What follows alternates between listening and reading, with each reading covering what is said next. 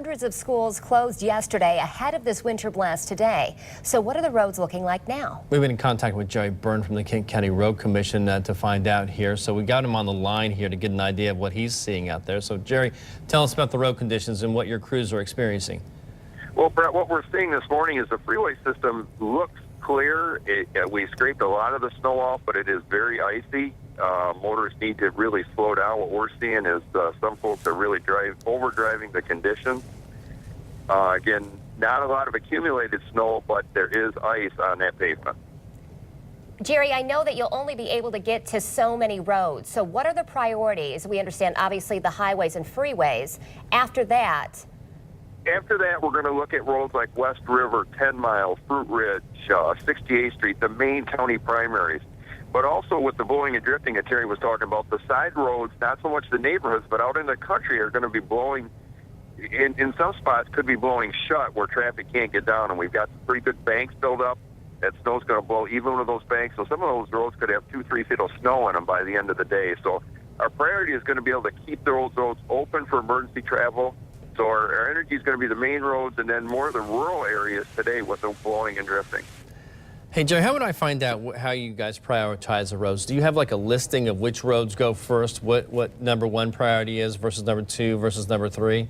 Well, on our website, we do have a spot on there. We talk about winter maintenance.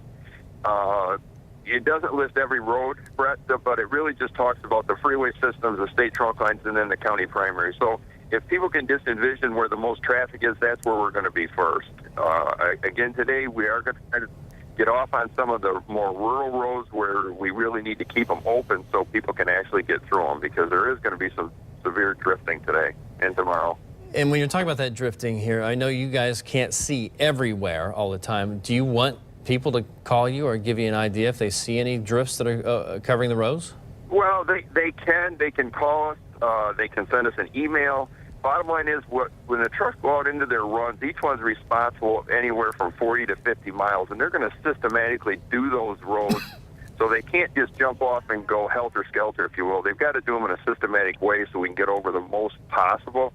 To our benefit, most of our employees have 20-plus years of service. They know the areas. They know the areas that are going to drift, and they'll automatically go to those first. But the main thing that we want to do is we want to respond to law enforcement and fire services. We appreciate calls from the public, but we can't jump from here to there. We really need to go with law enforcement or fire services. So we encourage people, if they have an emergency, don't call us, call 911, and then we'll respond with those folks. We need to really prioritize our services on emergency-type calls. So if people do have emergencies, call 911, and we will go with police and fire. All right, great information. Thank you so much, Jerry Byrne. We'll let you get back to it. We thank you, though.